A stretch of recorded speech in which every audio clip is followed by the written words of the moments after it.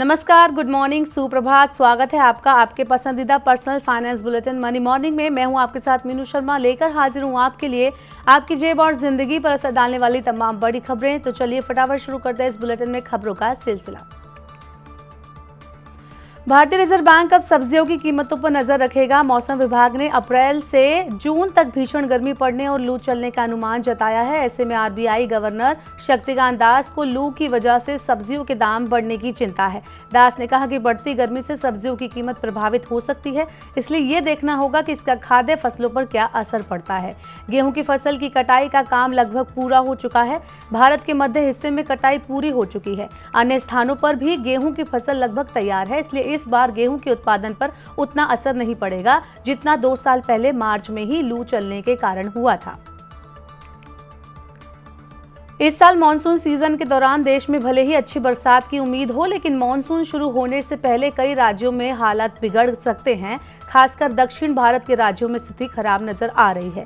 केंद्रीय जल आयोग के आंकड़े बताते हैं कि दक्षिण भारत के 42 प्रमुख जलाशयों में पानी का स्तर उसकी क्षमता के मुकाबले सिर्फ 20% ही बचा है। आंध्र प्रदेश और तेलंगाना के 6 जलाशय तो ऐसे हैं जहां पर पानी का स्तर क्षमता के मुकाबले सिर्फ 9% है। इस साल मानसून और पोस्ट मानसून सीजन के दौरान बरसात की कमी की वजह से जल स्तर घटा है। इस वजह से खरीफ की बुआई प्रभावित होने की आशंका जताई जा रही है।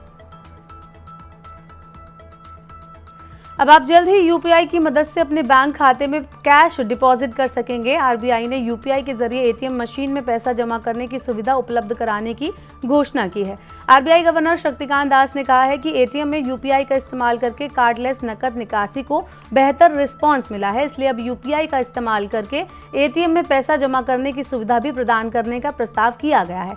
अभी एटीएम में पैसा जमा करने के लिए डेबिट कार्ड का इस्तेमाल किया जाता है। ये कदम ग्राहकों के लिए चीजों को सुगम और बैंकों में मनी मैनेजमेंट प्रोसेस को ज्यादा कुशल बनाएगा।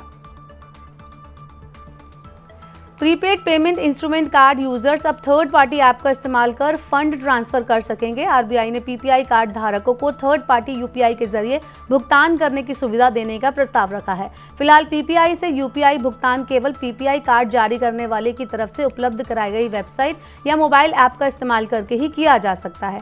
आरबीआई के नए प्रस्ताव से पीपीआई कार्ड धारकों को बैंक खाता धारकों की तरह यूपीआई भुगतान करने में मदद मिलेगी।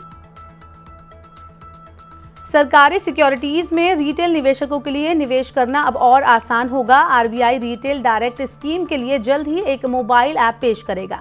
नवंबर 2021 में पेश की गई आरबीआई रिटेल डायरेक्ट स्कीम व्यक्तिगत निवेशकों को गिल्ड खाते खोलने और सरकारी सिक्योरिटीज में निवेश करने की सुविधा प्रदान करती है। आरबीआई ने कहा है कि इस सुविधा को और सुगम और बेहतर बनाने के लिए रिटेल डायरेक्ट पोर्टल की एक मोबाइल ऐप बनाई जा रही है।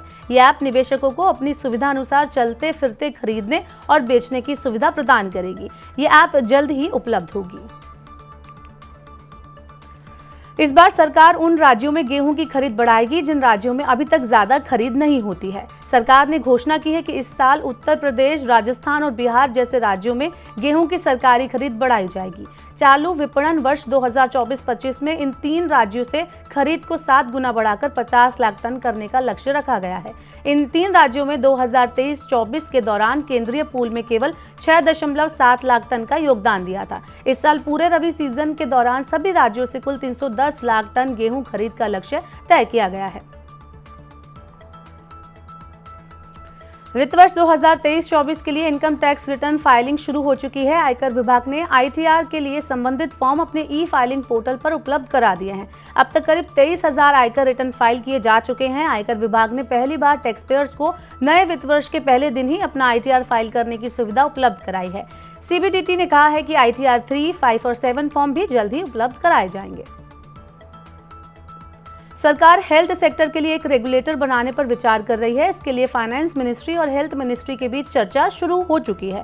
सभी के लिए बीमा उपलब्ध कराने, हेल्थ इंश्योरेंस की पहुंच बढ़ाने और इसे किफायती बनाए रखने के लिए हेल्थ रेगुलेटर की जरूरत महसूस की जा रही है।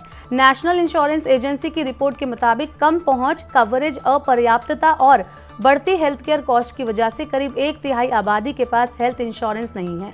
IRDAI ने 2047 तक सबको बीमा उपलब्ध कराने का लक्ष्य रखा है।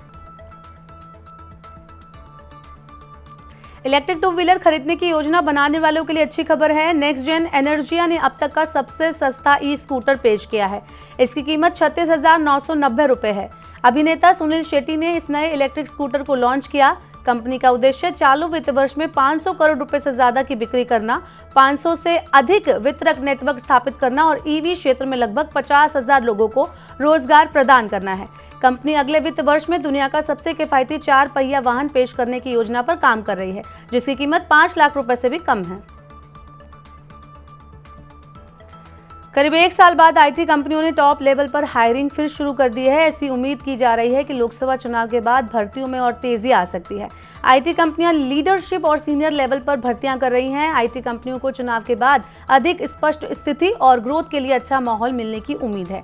आईटी कंपनियों में दोबारा भर्तियां शुरू होने से रोजगार और अर्थव्यवस्था को लेकर अच्छा संकेत मिल रहा है।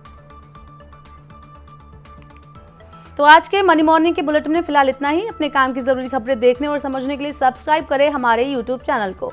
वहीं पर्सनल फाइनेंस से जुड़ी खबरों को आप पढ़ना चाहते हैं और ज्यादा समझना चाहते हैं तो हमारी वेबसाइट www.money9.com पर विजिट करें।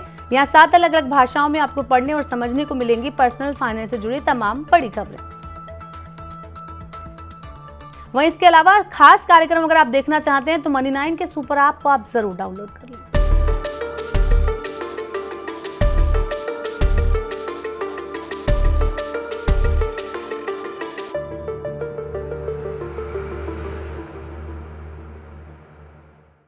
तो पैसे का सवाल है तो जवाब है सिर्फ मनी 9। लेकिन अब मनी 9 पर एक और सुविधा आपके लिए उपलब्ध है, जो है टॉक टू एक्सपर्ट सेक्शन, जिसमें आप पर्सनल फाइनेंस से जुड़ी सभी सवालों की क्वेरीज भेज सकते हैं और अपने पसंदीदा एक्सपर्ट से पूछ सकते हैं। अगर आप stock market, mutual fund, personal finance, किसी में भी आपको कोई भी उलझन हो रही है तो डायरेक्ट पूछिए अपने एक्सपर्ट से, कहीं भी कहीं भी।